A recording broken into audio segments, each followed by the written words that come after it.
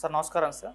నమస్తే సార్, జమ్మలమడుగు నియోజకవర్గంలో ఉన్న ఆదాని సంస్థ పైన అక్కడ ఎమ్మెల్యే ఆదినారాయణ రెడ్డి గారు అటాక్ చేశారు సార్. రాళ్లతో కూడా దాడి చేశారు. అక్కడ హై టెన్షన్ వాతావరణం ఉందని చెప్పేసి వార్తలు రావడం చూస్తున్నాం. సో ఈయనేమో బీజేపీ ఎమ్మెల్యే, ఇక్కడేమో ఆదాని సంస్థ. అయితే వీళ్ళ మధ్య రిలేషన్షిప్ గురించి కూడా మాట్లాడుకుంటున్నారు. అంతకుముందు మీరే చాలా సందర్భాల్లో చెప్పారు, బీజేపీ మోదీ గారు ఆదానికి అంబానీకి అమ్మేస్తున్నారని చెప్పేసి కూడా చాలా సందర్భాల్లో చెప్పారు. మరి దాడిని బీజేపీ ఎమ్మెల్యే ఆదాని సంస్థపై దాడిని ఏ విధంగా చూడొచ్చుంటారు? అక్కడ ఏం జరిగింది, మీరేం చెప్తారు సార్? అంటే అక్కడ ఈ ఎలక్ట్రికల్ దీనికి సంబంధించినటువంటి ఒక కర్మాగారం నడుస్తోంది అదాని గ్రూప్ నాయకత్వంలో. విద్యుత్ ఉత్పత్తికి సంబంధించిన గొడవ అది. నిజానికి దానివల్ల అక్కడ లోకల్ పీపుల్కి ఏదైనా ప్రాబ్లం ఉండి ఆయన వెళ్ళి ఇదేమిటి అని ప్రశ్నిస్తే ఆ గొడవ వేరు. ఓకే. అయితే ఇక్కడ ఆదినారాయణ రెడ్డి గారు చేసినటువంటి దాడిలో చాలా స్పష్టంగా బయటకు వచ్చిన విషయం ఏంటంటే, లోకల్ ఎమ్మెల్యేని మీరు కన్సిడరేషన్లోకి తీసుకోవడం లేదు అనేది ఒకటి. ఎందుకు కన్సిడరేషన్లోకి తీసుకోవాలని అడుగుతున్నాడు ఆయన అంటే, కొంచెం మాకు కూడా ఏవైనా ఇస్తే బాగుంటుంది కదా అనే అభిప్రాయంతో అడుగుతున్నాడు అనేది క్లియర్. ఇది ఆల్రెడీ చంద్రబాబు గారి దృష్టికి వెళ్ళింది. వారు పిలిచి మాట్లాడటం కూడా జరిగింది. జరిగిన తర్వాత అంటే ఇంతకు ముందే జరిగింది, ఆల్రెడీ ఇంతకుముందు ఒక గొడవ జరిగింది. జరిగిన దాని మీద అంటే రెండు అడుగుతున్నాడు ఆయన. మీ కంపెనీ ఇక్కడ నిర్వహించేటువంటి పనులకు సంబంధించి రకరకాల కాంట్రాక్టులు ఉంటాయి, అవి మా జనాలకు ఇవ్వాలి. మా జనాలు అంటే ఆయనతో ఉండేటువంటి వాళ్ళకి ఇవ్వాలి. అలాగే లోకల్ ఎమ్మెల్యేగా నాకు ఇవ్వాల్సినటువంటి ముడుపులు ఏవైనా ఉంటే చెల్లించాలి. ఇది మనం సత్సంబంధాల్లో ఉండటానికి కావలసినవి. అలాగే నేను చెప్పిన వాళ్ళకి మీరు ఉద్యోగాలు కల్పించాలి. ఇది మీరు అకామిడేట్ చేయగలిగితే బాగుంటుంది అనేది ఆయన ప్రపోజల్. ఇలాంటి ప్రపోజల్స్ పెట్టడం ద్వారా పెట్టుబడులు పెట్టడానికి వచ్చేవాళ్ళు నిరుత్సాహపడతారు అని ఆయన పిలిచి మందలించాడు ముఖ్యమంత్రి గారు. ఓకే. మందలించిన తర్వాత కూడా ఈయన వెళ్ళాడు. అక్కడికి వెళ్ళిన సందర్భంగా ఈ ఘర్షణ జరిగింది. ఈ ఘర్షణలో భాగంగా రాళ్లదాడి కూడా జరిగింది. రాళ్లదాడి జరిగింది, కొంచెం సీరియస్ అయింది వాతావరణం. ఈ గందరగోళాన్ని ఆయన జాతీయ స్థాయికి తీసుకెడితే అది ఆయన పదవికి ముప్పుగా కూడా మారచ్చు. కానీ ఆయన ఒక సైద్ధాంతిక నిబద్ధతతో, లేకపోతే ఈ జరుగుతున్నటువంటి మార్కెట్ ఎకానమీకి సంబంధించి స్పృహ ఉన్నటువంటి నాయకుడిగానూ కనిపించడం లేదు. ఆయన జస్ట్ చాలా సాంప్రదాయ పద్ధతుల్లో మాట్లాడుతున్నాడు. సాంప్రదాయ పద్ధతుల్లో అంటే లోకల్గా ఒక కంపెనీ పెట్టేటప్పుడు ఎమ్మెల్యే గారిని కలుసుకొని మంచి చెడు చూసుకోవాలి కదా.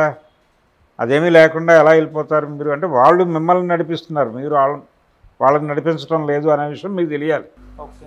ముఖ్యమంత్రి పిలిచి స్వయంగా మాట్లాడాడంటేనే దాని ప్రయారిటీ ఏమిటి అనేది, ఏ లెవెల్లో దానికి ఇన్ఫ్లుయెన్స్ ఉంది అనేది తెలియాలి నీకు. అది లేకుండా సాంప్రదాయ పద్ధతుల్లో వెళ్ళిపోయి కలిగితే నీకే ముప్పు వాటిల్లే ప్రమాదం ఉంది. ఆ ప్రమాద పంచుల్లో కత్తి తిప్పుతున్నాడు ఇప్పుడు ఆయన జమ్మలమడుగు ఎమ్మెల్యే. ఆయన నిబద్ధుడైనటువంటి ట్రైన్డ్ సంఘ్ పరివార్ మనిషి కాదు.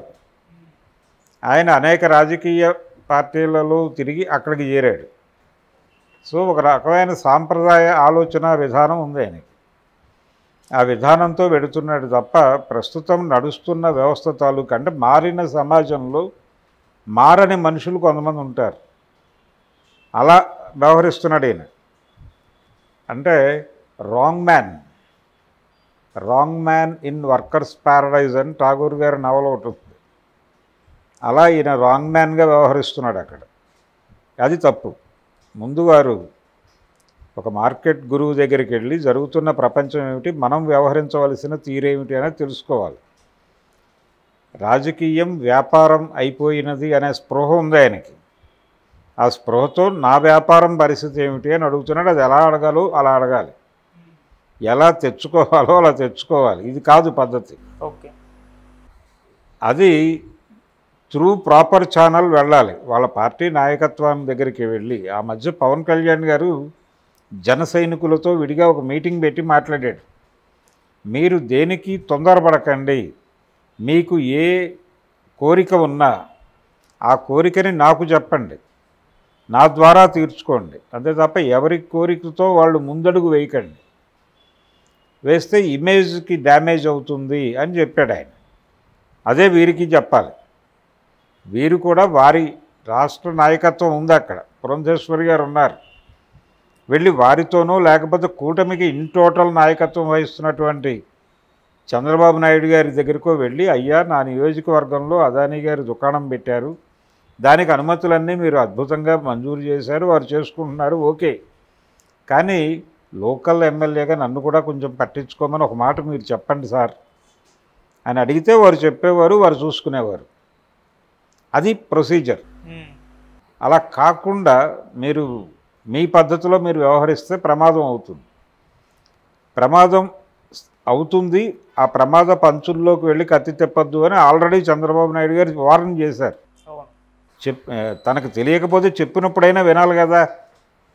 పైగా చెప్పాల్సిన వ్యక్తి చెప్పాడు, ఎవరో చెప్పడం కాదు, ఎవరితో కబురు పెట్టడం కాదు, సాక్షాత్తు ముఖ్యమంత్రి గారే పిలిచి మాట్లాడినప్పుడు నీ కంట్రోల్లోకి నువ్వు రాకుండా మళ్ళీ వెళ్ళి కెలకటం, ఇది ప్రపంచం దృష్టికి వెళ్ళిపోయింది. ఇప్పుడు ఆదినారాయణ రెడ్డిని కాపాడటం అంత ఈజీ కాదు పురంధేశ్వరి గారికి కూడా.